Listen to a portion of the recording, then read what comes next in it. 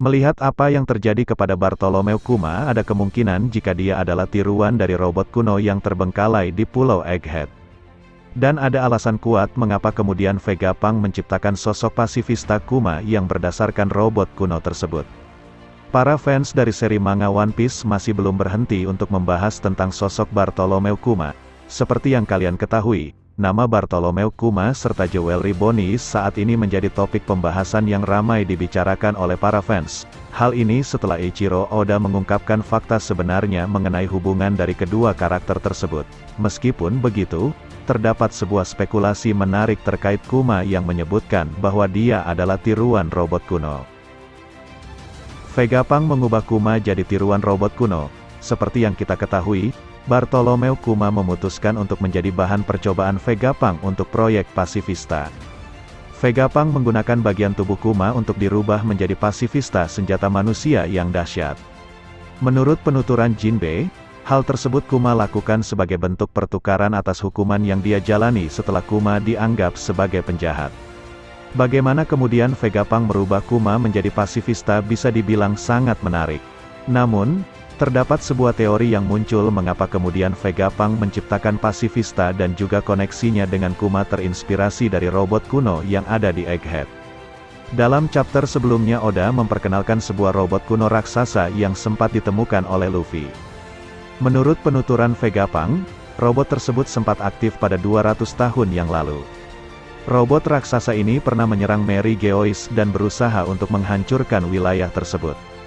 Namun, karena kehabisan bahan bakar atau sumber daya, akhirnya robotnya berhasil ditangkap dan kemudian secara diam-diam disimpan di Pulau Egghead. Siapa yang mengirim robot tersebut dan apa tujuannya masih jadi misteri. Keberadaan robot kuno tersebut di Pulau Egghead jelas sangat menarik dan juga menjadi sebuah petunjuk jika Vegapunk kemudian meneliti tentang robot itu. Bisa jadi, robot kuno inilah yang kemudian jadi inspirasi Vegapunk untuk menciptakan pasifista. Dan terdapat teori juga yang menyebutkan jika pasifista Kuma merupakan tiruan dari robot kuno, di mana Vegapunk mengaplikasikan semua hal dari robot tersebut ke tubuh pasifista Kuma. Dan ini mungkin alasan mengapa di chapter 1071 kemarin, pasifista Kuma yang diselamatkan Koby memutuskan untuk terbang ke Mary Geoise. Bisa jadi, program robot kuno dalam otak pasifista Kuma secara tidak sengaja aktif saat diperbaiki oleh Lindbergh, dan hal itu memicu pasifista Kuma untuk kemudian pergi ke Mary Geoise dan menyerang orang-orang di sana. Tubuh asli Kuma masih hidup. Berkaitan dengan teori di atas, terdapat juga teori yang lain tentang sosok Kuma di mana diprediksi jika sosok Kuma yang asli masih hidup. Bagaimana kemudian hal itu bisa terjadi? Dalam teorinya disebutkan jika kemungkinan Vegapunk tidak benar-benar mengubah sosok Kuma asli menjadi pasifista. Namun mungkin, dia melakukan penelitian seperti yang dia lakukan terhadap Kaido ataupun King. Ketika Doflamingo pernah menyebutkan jika Vegapunk dan World Government mengubah Kuma menjadi cyborg, hal tersebut memang benar tapi tidak sepenuhnya. Vegapunk memperbanyak jumlah Kuma menjadi robot, karena itu disebut sebagai pasivitas. Dalam arc Punk Hazard, Law pernah melakukan hal mirip seperti yang Vegapunk lakukan. Law melakukannya terhadap Caesar Clown. Law sempat mengatakan kepada Caesar jika jantung yang dia pegang adalah milik Smoker, yang mana sebenarnya itu merupakan milik Monet.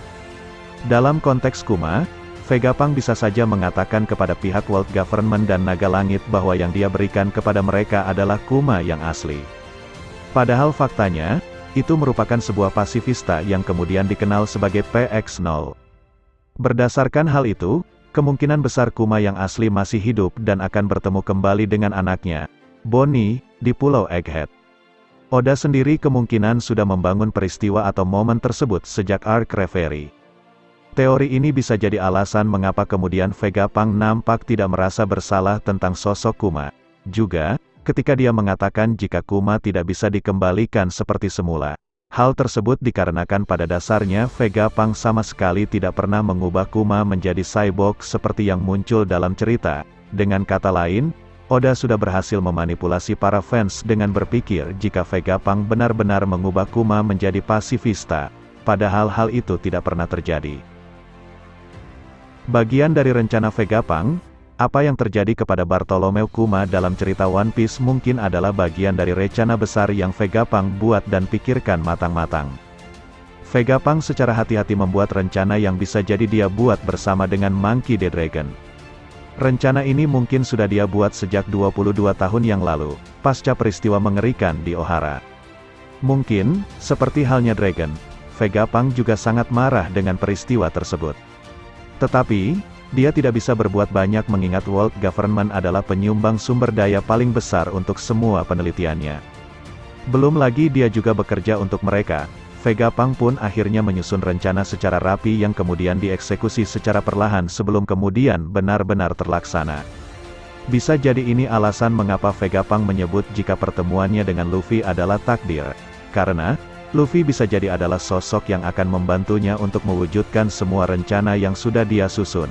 Menarik tentunya untuk melihat bagaimana peran Vegapunk di cerita One Piece selanjutnya, di mana kemungkinan dia akan jadi salah satu sosok yang sangat penting.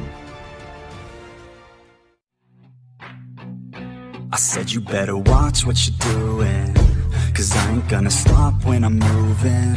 I'm headed to the top, I'ma do it. I'm headed to the top, I'ma prove it. And baby girl, I like what you're doing. Your body